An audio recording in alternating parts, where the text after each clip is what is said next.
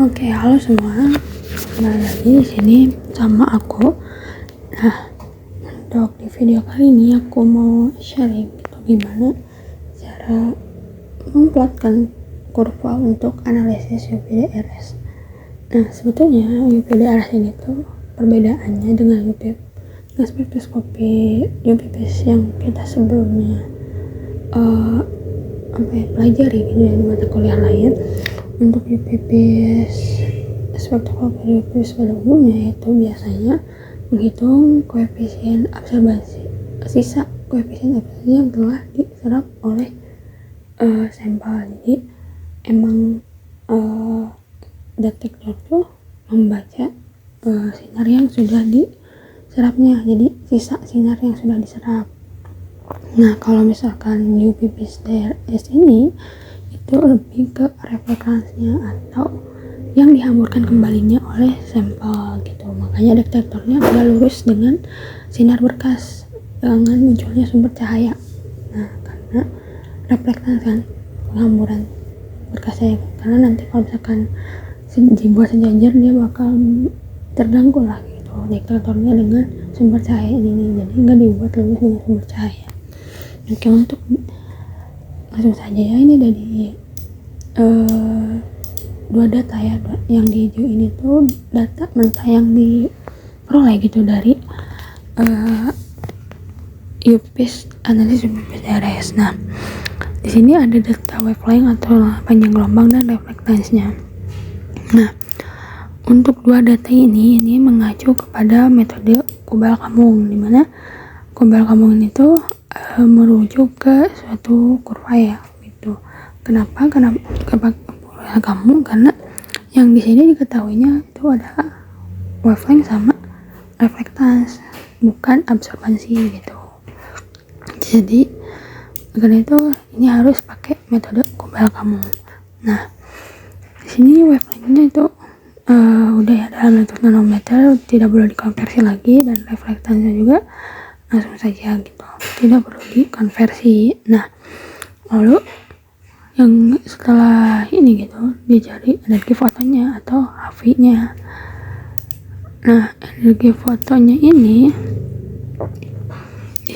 aku langsung hitung di originnya tanpa pakai Excel. Caranya tuh kayak gini teman-teman. Nah, klik new table and new column, terus blok semua ya. Ini klik yang paling atas, klik kanan, langsung set kolom Peleus. Nah, di sini langsung teman-teman masukin rumusnya. Nah, mungkin ada perbedaan sedikit ya dari penerapan rumusnya ini, karena kalau misalkan di Excel itu pakai sama dengan langsung rumus gitu kan. Nah, kalau di sini langsung aja masukin rumusnya. Dan kalau di Excel itu tuh langsung menyebut nama si kolomnya, misalnya DY2, Y2. Nah, tapi di sini ada langsung nama-namanya gitu. Jadi teman-teman klik, kalau buat recall kolomnya tuh klik yang dari sini gitu. Di sini juga banyaknya rumus-rumusnya, bisa diikutin gitu. Nah, mungkin lah kalau di sini tuh energi foton itu rumusnya adalah 1240 dibagi dengan kolom di wavelength. Kenapa? Karena 1240 ini tuh diperoleh dari konversian antara konstanta Planck dengan konstanta lainnya. Jadi di hukum Lambert gitu ada banyak konstanta yang diketahui kan. Nah, untuk mempersingkatnya itu aku langsung konversi gitu menjadi 1240 ini tuh. Nah, lalu sudah tahu energi fotonya, kita hitung juga reflektansinya. Itu pengkonversian dari reflektansinya itu, yaitu dibagi dengan 100. Ini tuh memperhatikan kolom jadi fungsi dari konversi itu untuk memperkecil nilai faktor kesalahannya gitu. Dan memang beberapa penelitian juga kalau misalkan menganalisis hasil DRS ini tuh emang dikonversi dulu gitu hasil reflektasi. Nah, terus di sini ya kemudian ada dua parameter ini yang harus dihitung ya, harus dihitung berapanya. Jadi koefisien serapan itu rumusnya itu 1 min reflektasi ini dipangkatin 2. Nah sedangkan kalau S ini tinggal 2 dikali reflektasinya. Jadi emang 2 parameter ini tuh yang dicari gitu untuk menentukan FR nya gitu. Nah koefisien itu sudah jadi seperti biasa tadi, langsung klik kanan ya, klik kanan masukin rumusnya. Nah kemudian FR nya juga dicari, udah diketahui ya S nya. Jadi karena kan FR tuh rumusnya itu K per S ya, dimana K itu koefisien serapan dan S nya koefisien hamburan, tinggal di recall aja kok bagi call sebenarnya ya gitu. Konsep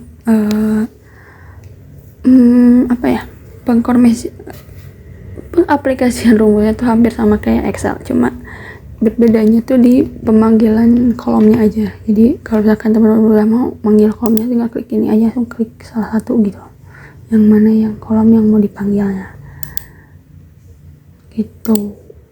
Terus setelah itu kita cari FR HV kuadratnya, ini yang akan muncul di kurvanya ya, sebagai sumbu Y, sebagai sumbu Y ini tuh yang bakal muncul di kurvanya. Ini tinggal FR ini dikali HV ini dipangkatin 2. Balik ya. Ini ya rumusnya. Jadi emang ada pemanggilan cuma call langsung G doang gitu, ada juga yang call energi foton. Jadi emang untuk mempermudah, untuk menghindari error gitu ya, teman-teman langsung klik aja ke sini ya, kembali lagi gitu. Nah untuk kurvanya juga sumbu Y nya kan ini ya, FR HV kuadrat. Nah untuk sumbu X nya itu adalah energi foton atau HP.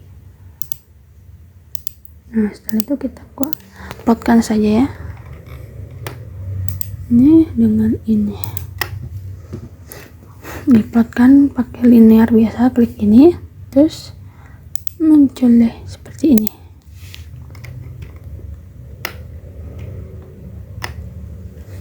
Nah ini adalah hasil kurvanya. Nah untuk analisis kurvanya itu tidak harus fokus ke daerah sini, tapi fokusnya ke kenaikan pertama gitu dari kurvanya. Nah dilihat ya di sini, aku zoom dulu. Jadi kita tuh menganalisis kenaikan pertama dari kurvanya gitu, karena untuk memperoleh nilai EG nya. Jadi nilai EG nya tuh titik potong gitu antara kurva yang linear ini, yang sedikit linear ini, yang hampir linear dan linear itu dengan sumbu X nya yaitu energi fotonnya gitu. Ini caranya tinggal tarik garis aja di sini, klik ini terus tarik garis gitu, dikira-kira aja yang paling linear tuh yang mana gitu. Nah nanti tinggal di screen reader aja. Nah di sini ini itu di sini ya, nanti di screen reader yang paling usahain Y nya tuh 0 pas gitu. Ini susah ya. Atau aku zoom lagi coba. Sorry.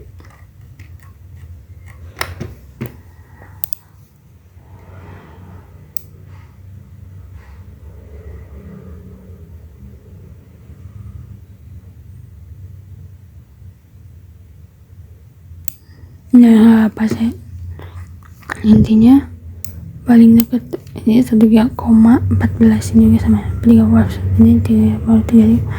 Nah ini karena 3 pos ya nolnya, kalau ini udah pas itu 3,1496347, ini nilai EG yang diperoleh dari kurva ini gitu. Jadi emang tujuan kita itu hanya menentukan nilai EG dari perpotongan garis yang linear, yang dianggap linear dengan sumbu X nya begitu.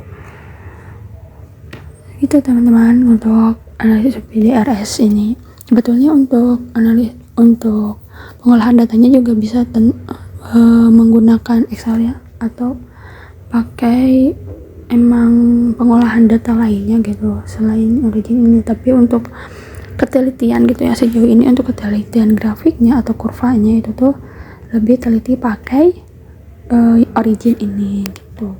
Oke teman-teman, untuk video kali ini segitu. See you di next video.